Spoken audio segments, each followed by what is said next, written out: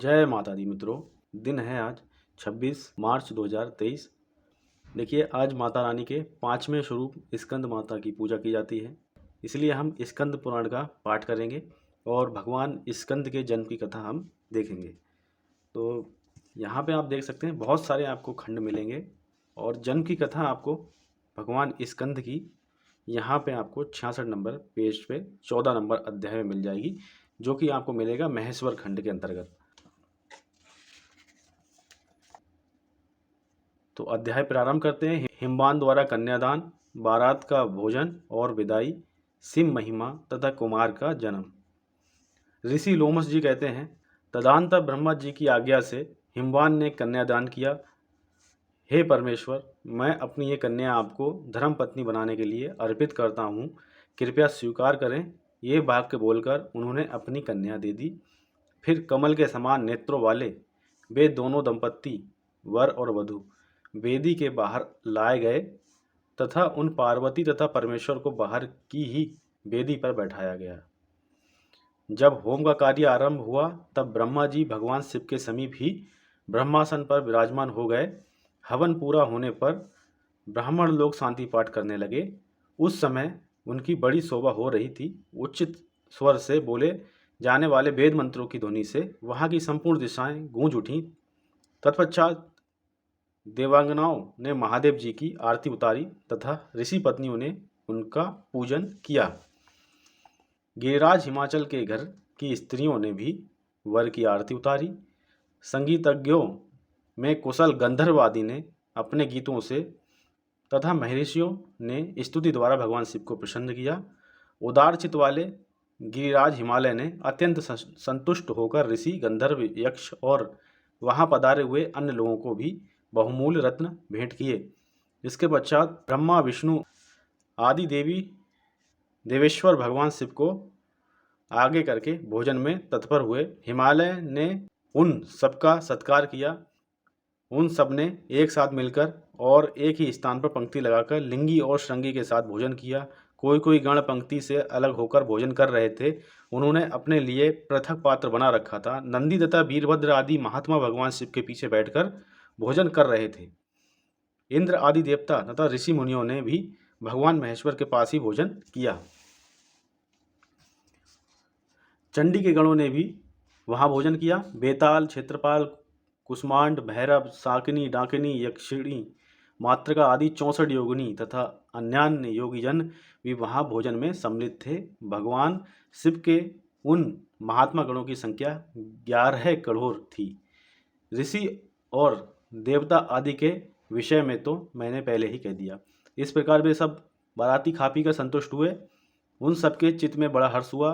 ब्रह्मा आदि सभी देवता विश्राम करने के लिए अपने अपने डेरों पर गए।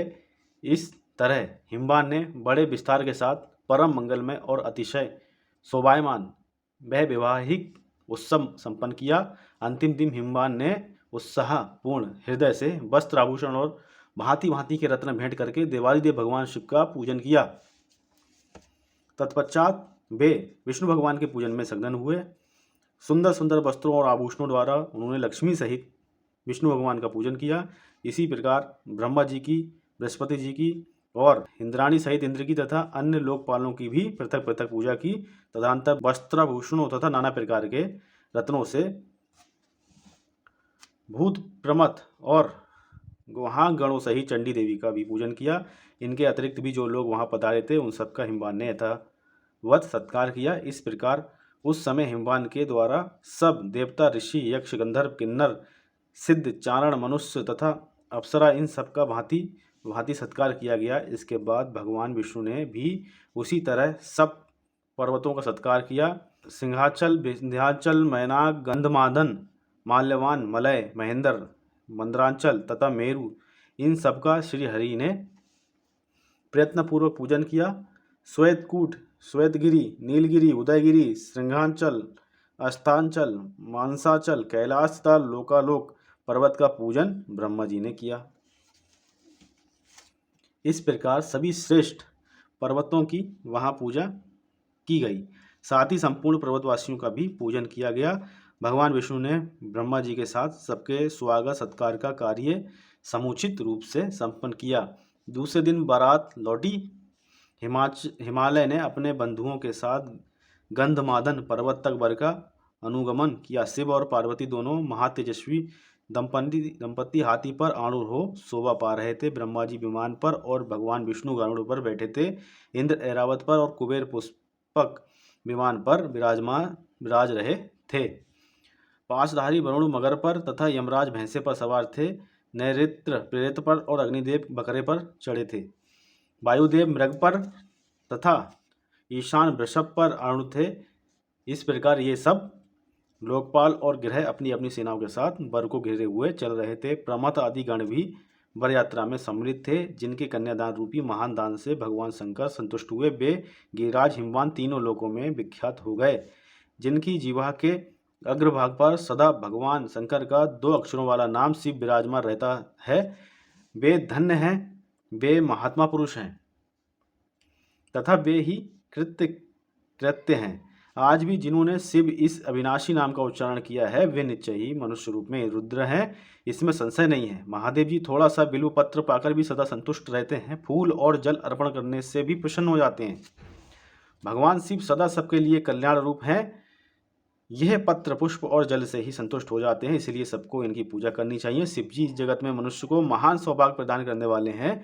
यह एक हैं, महान हैं, ज्योति स्वरूप हैं तथा अजन्मा परमेश्वर हैं। महात्मा शिव कार्य और कारण सबसे परे हैं।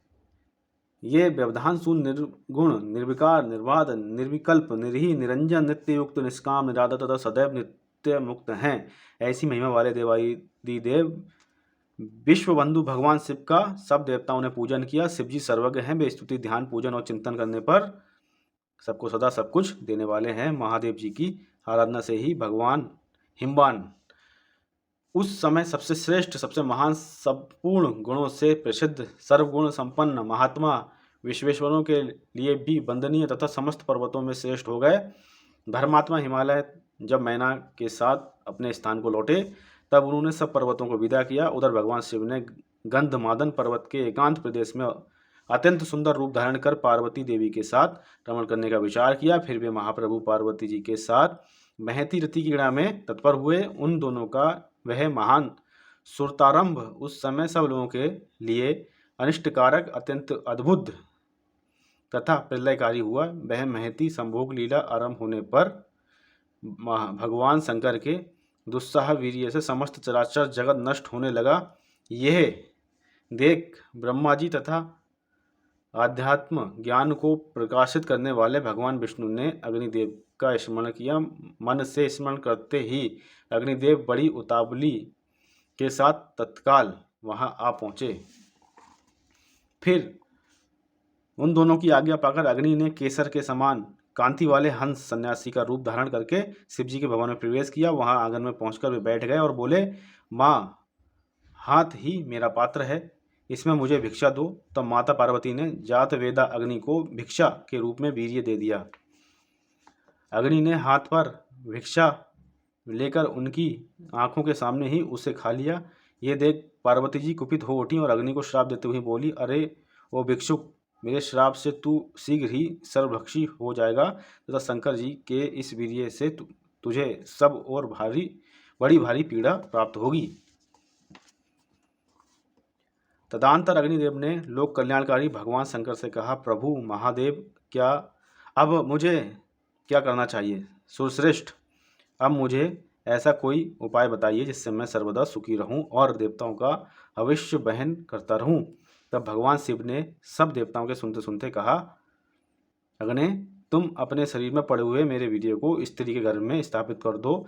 ये सुनकर अग्नि ने कहा, भगवान, आपका तेज दुस्साह है, इसे प्राकृत जन कैसे ग्रहण कर सकते हैं? उस समय नारद जी ने अग्निदेव से कहा, तुम मेरी बात मानो।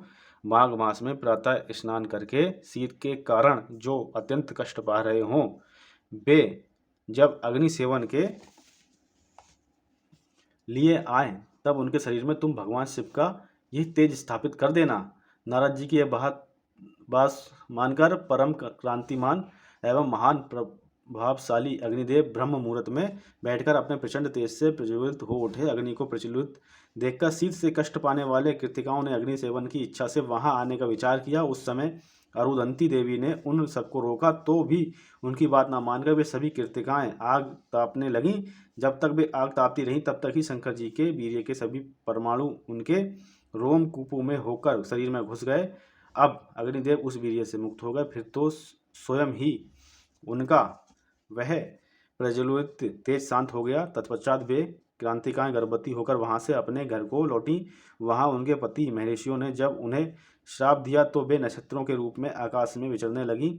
उसी समय उन सबने भगवान शिव के उस वीर्य को हिमालय के शिखर पर छोड़ दिया। छोड़ने पर वह सहसा तपाए हुए सुवर्ण के समान चमक उठा। फिर वह गंगा जी में डाल दिया गया। गंगा जी में बहता हुआ वह तजोमय वीर्य सरकंठों के समूह के से घिर गया। वहां वह तेज 6 मुखों वाले बालक के रूप में परिणित हो गया। इसका पता लगने पर संपूर्ण देवताओं को बड़ी प्रसन्नता हुई। तदनंतर नारद जी ने आकर शिव और पार्वती से उस बालक के जन्म का समाचार कहा। शिव जी के अत्यंत सुंदर पुत्र उत्पन्न हुआ है। यह समाचार सुनकर गंधमादन पर्वत पर निवास करने वाले समस्त प्रमथगणों का हृदय आनंदोल्लास से भर गया। वहां अनेकों पताकाएं फहरने लगीं, बिल्वपत्र की बंधनवारें शोभा पाने लगीं तथा भांति भांति के वितानों से उस पर्वत की शोभा बढ़ गई। महात्मा शंकर के पुत्र के जन्म से वह श्रेष्ठ पर्वत अत्यंत प्रकाशित हो रहा था। उस समय सब देवता, ऋषि, सिद्ध, चरण, चारण, यक्ष, गंधर्व, सर्प तथा अप्सराएं सब के सब गंगा के तट पर विराजमान उस गंगा पुत्र को देखने के लिए वहां गए। पार्वती के साथ भगवान शंकर भी वृषभ पर आरूढ़ हो इंद्रादि देवताओं को साथ ले उस स्थान को चले दिए। देवता, सिद्ध, यक्ष, गंधर्व, विद्याधर और नाग सभी आनंद में मग्न थे। वे शिव जी के साथ ही उनके वरदायक पुत्र का दर्शन करने के लिए गए। शंकर जी के समान प्रतापी उस गंगा पुत्र की ओर देवताओं ने जब दृष्टिपात किया तब उन्हें महान तेज दिखाई दिया जो तीनों लोकों में व्याप्त था। उस तेज से घिरा हुआ वह बालक तपाए हुए सुवर्ण के समान कांतिवान था। उसका मुख बड़ा ही सुंदर था, अंग अंग मनोहारिणी शोभा से संपन्न था। नासिका की बनावट बड़ी सुंदर थी। वह मंद मंद मुस्कुराते हुए सबकी ओर देखता था। उसके दांत बड़े ही स्वच्छ और चमकीले थे। संपूर्ण अंगों में सुंदरता खेल रही थी। उसके सिर के बाल सब ओर बिखरे हुए थे। अत्यंत अद्भुत रूप वाले तथा सूर्य के समान तेजस्वी उस गंगा कुमार को देखकर संपूर्ण देवताओं ने उसका वंदन किया। भगवान शंकर के समस्त पार्षद, प्रथमगण तथा वीरभद्र आदि उस बालक को दाएं बाएं दोनों ओर से घेरकर खड़े हो गए। ब्रह्मा, विष्णु तथा देवताओं सहित इंद्र भी उस समय बालक के समीप आए थे। ऋषि, यक्ष और गंधर्व भी बालक को सब ओर से घेरकर पृथ्वी पर दंड की भांति पड़ गए। कुछ लोग गर्दन झुकाए खड़े रहे, कुछ लोगों ने मस्तक नवाकर प्रणाम किया तथा दूसरों ने उन्हें अपना अविनाशी स्वामी मानकर नमस्कार किया। इस प्रकार वहाँ एक महान उत्सव छा गया। उसमें विचित्र विचित्र बाजे बजने लगे।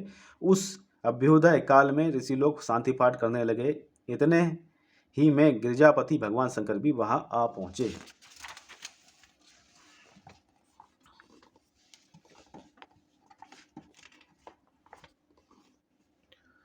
और पार्वती के साथ शीघ्र ही वृषभ की पीठ से उतरकर अपने पुत्र को देखा। देखते ही पार्वती वात्सल्य प्रेम में मग्न हो गई। उनके स्तनों से दूध बहने लगा। वे बड़े वेग से आगे बढ़ीं और कुमार को छाती से लगाकर अपने बहते हुए स्तन का दूध पिलाने लगीं। उस समय संपूर्ण देवों तथा देवंगनाओं ने आनंदमग्न होकर पार्वती जी की आरती उतारी।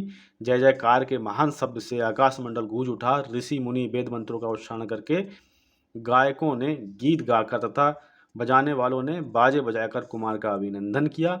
पुत्रवानों में श्रेष्ठ भगवान शंकर भी उस महातेजस्वी कुमार को अपनी गोद में बिठाकर अत्यंत सुशोभित हुए।